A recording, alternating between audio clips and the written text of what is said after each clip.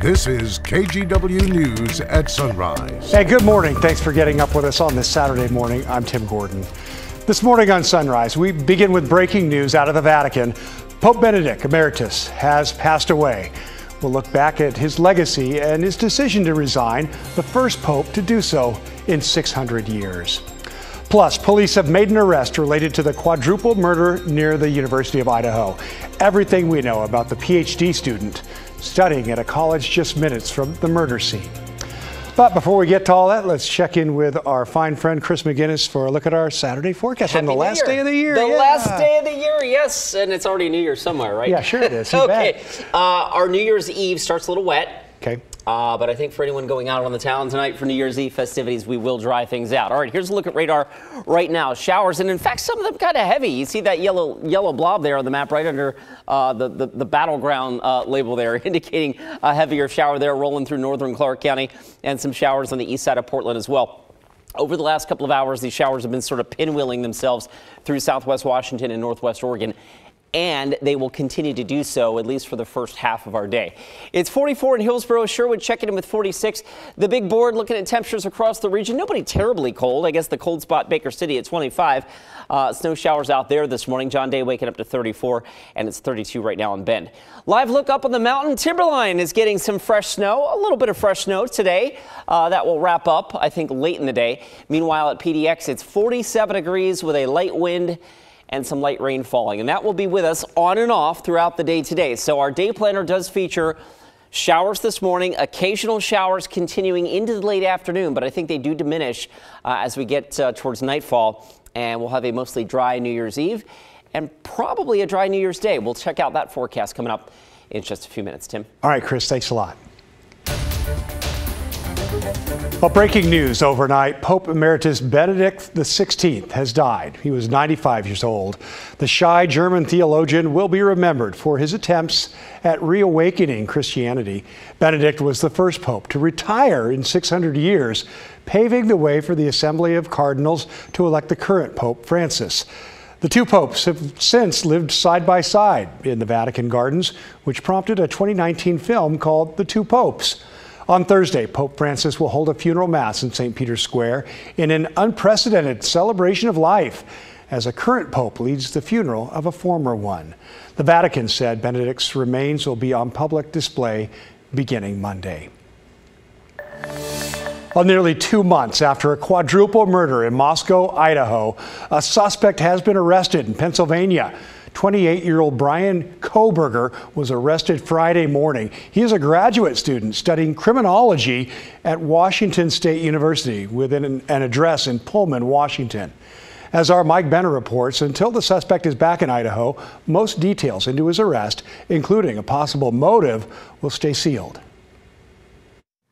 This was a very complex and extensive case. At a press conference Friday afternoon, law enforcement announced an arrest in the slayings of 4 University of Idaho students. Authorities identifying the suspect as 28-year-old Brian Christopher Kohberger. Kohberger resides in Pullman, Washington, and is a graduate student at Washington State University. That school happens to be approximately 15 minutes to the west of the University of Idaho campus, where detectives say Kohberger murdered the 4 college students in the early morning hours of November 13th. Some had defensive wounds, and each had been stabbed multiple times. Moscow Police Chief James Fry says more than 19,000 tips from the public led authorities to Kohberger, who was apprehended early Friday in a private community about an hour south of Scranton, Pennsylvania. Neighbors there are in shock. I'm a little terrified. I'm not gonna lie. Like, I'm shaking right now. That's really close to our family. Yeah, I'm moving farther away. I don't see no reason to murder somebody. 4 people, thousands of miles away, and just to come back home. I don't understand. Kohberger is currently lodged in a Pennsylvania jail awaiting extradition to Idaho, specifically Moscow, a community that in all likelihood will never be the same. These murders have shaken our community, and no arrest will ever bring back these young students.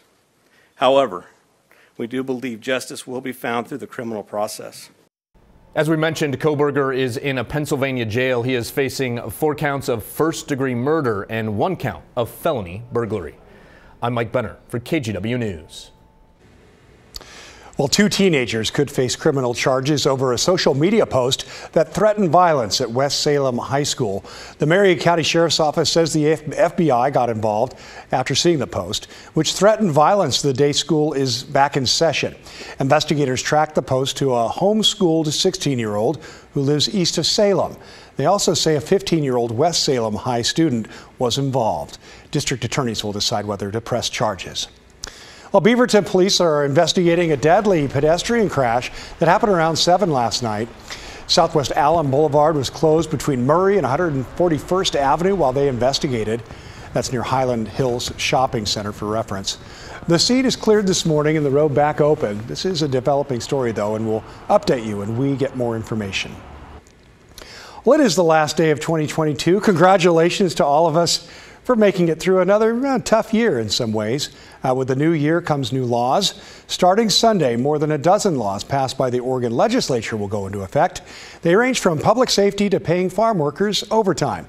Here's Daisy Caballero with a breakdown.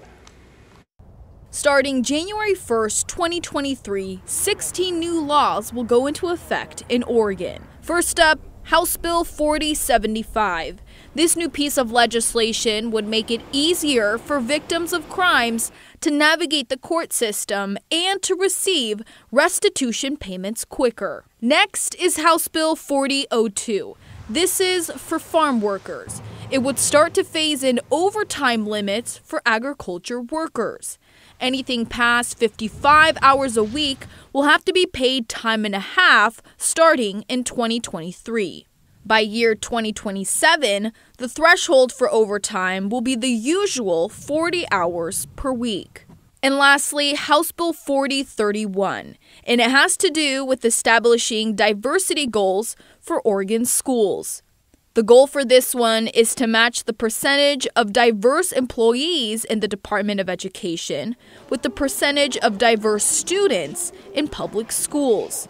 The State Board of Education will use federal reports on educator equity for monitoring school districts and education service districts to assure they're meeting their goals of recruiting, hiring, and retaining diverse educators. And starting in 2023, local school board members will have to disclose their financial affiliations to the state government's Ethics Commission, something most elected officials are already required to do.